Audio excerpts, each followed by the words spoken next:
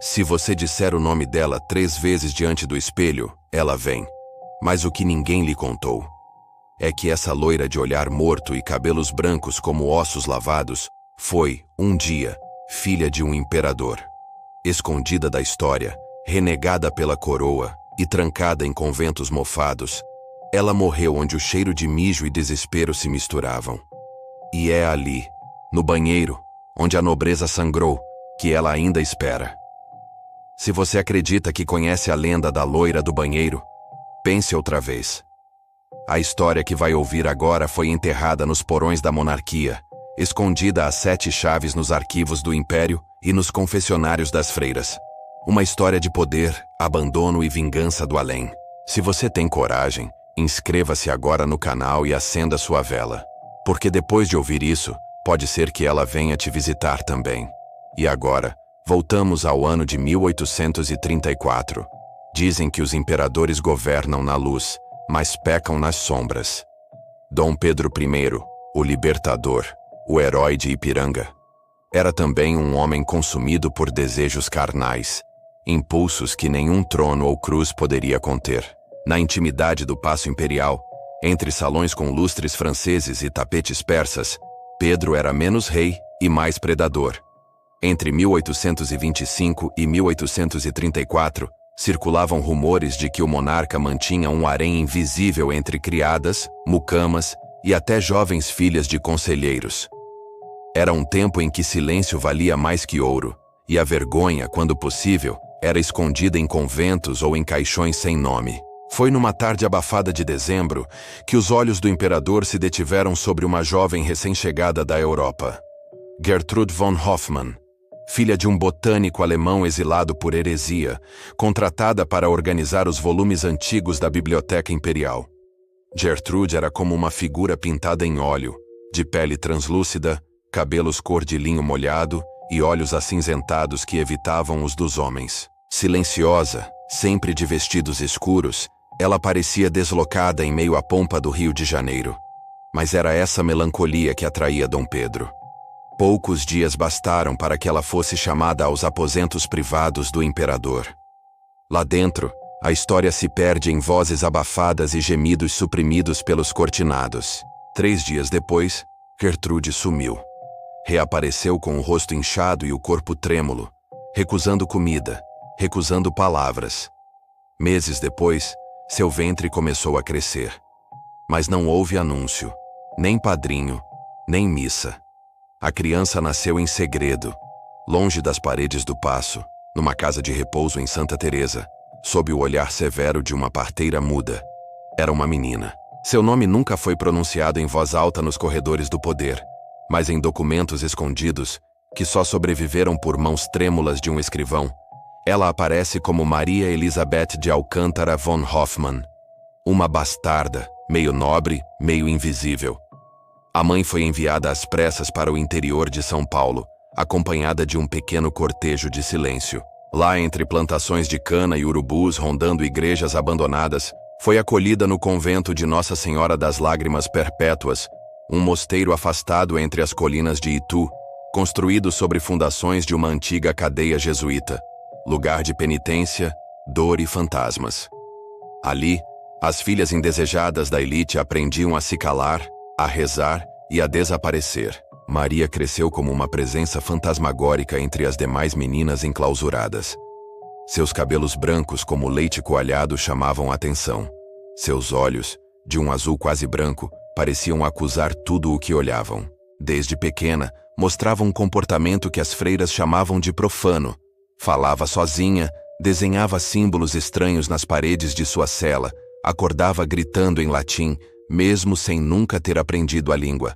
Aos 8 anos, foi flagrada tentando atravessar um espelho com as mãos. Aos 9, previu com exatidão a morte da irmã Rosalina, que caiu da torre do sino na madrugada seguinte. Aos 10, ficou trancada por 3 dias sem comer, encarando o reflexo numa bacia d'água, dizendo que via o homem de manto e coroa que sangra pela boca.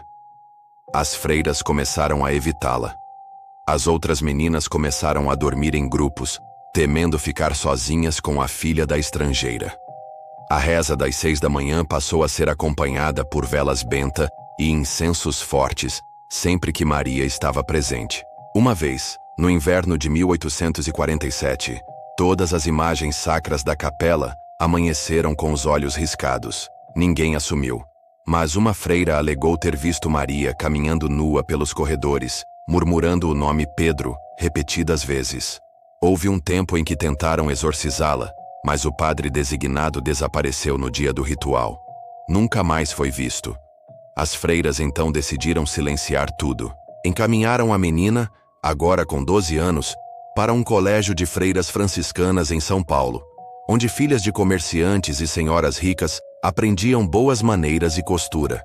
Diziam que ali, talvez, longe das ruínas malditas do convento, ela pudesse encontrar redenção. Mas o que encontraram foi algo muito pior. Pois Maria havia descoberto nos espelhos um segredo antigo, algo que pulsava do outro lado como um útero de vidro. Ela dizia que os reflexos sussurravam, que se alguém os escutasse por tempo suficiente, poderia voltar do outro lado. E a cada dia, ela ouvia mais. E a cada noite, o espelho tremia em sua presença. O Colégio das Irmãs Franciscanas do Imaculado Sangue de Cristo, instalado no alto de uma colina da província de São Paulo, era conhecido por seus jardins simétricos, silêncio metódico e meninas de rostos apagados. Era o tipo de lugar onde se aprendia a silenciar desejos, engolir a própria voz e sorrir mesmo diante do pecado alheio. Maria chegou num dia chuvoso de junho de 1848. Trazia consigo um baú de couro negro, uma boneca sem olhos e o mesmo olhar de neblina que fizera as freiras do convento anterior tremerem. As irmãs responsáveis pela recepção tentaram se mostrar cordiais, mas ao encarar a menina, sentiam um desconforto estranho, como se uma presença estivesse sempre um passo atrás dela. A Madre Superiora, Irmã Feliciana, uma mulher dura e pragmática que havia sobrevivido à peste e a 2 incêndios, mandou imediatamente que Maria fosse colocada na cela 7. Uma ala raramente usada próxima ao banheiro antigo, onde os encanamentos ressoavam à noite como vozes distantes. As outras meninas, filhas de coronéis e barões do café, logo perceberam que havia algo errado com a nova aluna. Maria quase não falava. Seus olhos varriam os corredores, como se buscassem passagens escondidas, e ela se demorava demais diante dos espelhos. Seja no salão de leitura, seja no lavabo das internas, onde passava horas em silêncio, encarando seu reflexo, até que o vidro começasse a embaçar sem razão alguma. Na segunda semana, algo aconteceu. A menina Constança, filha de um político influente de Campinas, foi encontrada caída no chão do banheiro com o rosto todo arranhado, como se tivesse tentado arrancar a própria pele. Murmurava sem parar: "Ela está dentro. Ela está dentro." Foi levada às pressas de volta para sua cidade, mas nunca mais voltou a falar. Na mesma noite, Maria foi encontrada descalça no claustro, com as mãos cobertas de água suja e cabelo grudado no rosto. Quando perguntaram o que fazia ali, respondeu apenas: "Ela me mostrou." Depois disso, a tensão se espalhou como lepra. Espelhos começaram a trincar sozinhos. As torneiras abriam-se sem que ninguém as tocasse. Algumas meninas diziam ouvir sussurros quando urinavam, vozes femininas que diziam seus nomes ou pediam que fechassem os olhos. A freira encarregada da higiene, Irmã Antônia, certa noite encontrou o banheiro principal completamente coberto de cabelos loiros, como se alguém tivesse tosado uma cabeça ali mesmo. Ao tocar nos fios, teve uma crise convulsiva e caiu, batendo a nuca. Morreu 3 dias depois sem recobrar a consciência. A Madre Superiora tentou racionalizar os eventos. Mandou que os espelhos fossem cobertos, os banheiros lavados com água benta e as preces intensificadas. Mas a cada medida, os fenômenos pareciam se fortalecer. Uma noite, durante o banho coletivo, a menina Cândida começou a gritar desesperadamente. Disse que vira alguém de vestido branco dentro do espelho, alguém que tinha os olhos vazios e a boca costurada com linha vermelha. Quando tentaram acalmá-la, ela cuspiu dentes. Não os seus, dentes miúdos, infantis, como se os houvesse vomitado de outra infância. A histeria tomou o colégio. pais vieram buscar suas filhas. As preceptoras choravam sem motivo. Os sinos tocavam sozinhos ao amanhecer. A única que parecia em paz era Maria, que agora passava quase todo o tempo no banheiro da ala norte, o mais antigo do prédio, onde os canos eram de ferro e a água saía com gosto de ferrugem. Dizia que ali era o espelho mais fundo, que ali ela podia ver a mulher de dentro. As freiras começaram a sussurrar entre si, lembrando de uma antiga lenda contada pelas serviçais, sobre uma santa que havia sido enterrada viva num dos alicerces do colégio, uma mulher esquecida, loira, que gritava por justiça através dos canos. Mas a verdade era ainda mais sinistra. Numa manhã de setembro, enquanto limpavam a cela de Maria durante sua ausência, uma freira novata encontrou um caderno escondido entre as tábuas do assoalho. Nele, desenhos de rostos deformados, orações invertidas e uma espécie de ritual escrito em latim, misturado com alemão antigo. Ao fim do caderno, havia uma única frase em português arcaico: "A carne de rainha sem coroa não se consome, apenas retorna." A Madre Superiora mandou que o caderno fosse queimado, mas na noite seguinte, as paredes do banheiro exalavam cheiro de enxofre e sangue, e do encanamento principal brotava um líquido negro, espesso, como alcatrão vivo. No meio da madrugada, a própria madre ouviu passos no corredor e viu uma silhueta branca parada diante do espelho do lavabo. Aproximou-se lentamente, chamando: "Quem está aí?" Mas antes que pudesse tocar o ombro da figura, o espelho estalou com um som seco. E um grito vindo de dentro do vidro preencheu todo o prédio como um trovão do inferno. O grito que atravessou os corredores do colégio naquela noite não era humano. Tinha algo de mulher, de criança e de bicho agonizante. Um som disforme que fez as internas acordarem em sobressalto e algumas desmaiarem de puro terror. Quando as freiras chegaram ao banheiro da ala norte, encontraram a porta trancada por dentro. Arrombada com esforço, a madeira caiu com estrondo e revelou o interior banhado por uma névoa úmida, com as paredes suadas como se o próprio inferno respirasse ali. No centro do aposento, de joelhos sobre o chão inundado, estava Maria, imóvel, com as mãos espalmadas contra o espelho principal. O vidro tremia, mas não refletia o cômodo. Nele via-se outra cena. Um salão antigo, iluminado por velas, onde uma mulher loira, com ares de nobreza e o ventre ensanguentado, gritava palavras que pareciam ser maldições. Atrás dela, figuras encapuzadas riam. A cena durou apenas segundos, até o espelho estourar em 1000 estilhaços para dentro, como se sugado por um vácuo. Maria desmaiou. Os fragmentos não a tocaram. Não havia um único corte sequer em seu corpo. Foi levada desacordada até a enfermaria. Permaneceu em transe por 3 dias, murmurando nomes que ninguém conhecia: Leopoldina, Ana de Jesus, Rainha Oculta, Dama das Águas Mortas. A freira que ficou de vigília durante as noites relatou que certa madrugada, Maria se sentou na cama, olhos ainda fechados, e entoou uma cantiga de ninar em português antigo, daquelas usadas por amas negras nos tempos coloniais. Só que a melodia era invertida, dissonante, e ao ser ouvida provocava calafrios nos ossos. Quando acordou, Maria estava diferente. Seus olhos estavam mais claros, quase prateados, e sua fala agora tinha sotaques misturados. Ora parecia paulista, ora baiana, ora falava como se tivesse nascido no século anterior. Ela não respondeu às perguntas da Madre Superiora. Limitou-se a dizer: "A rainha acordou e está com sede." Os eventos se intensificaram de forma irreversível. Uma aluna foi encontrada morta dentro da tina do banheiro, com os pulmões cheios de cabelos loiros.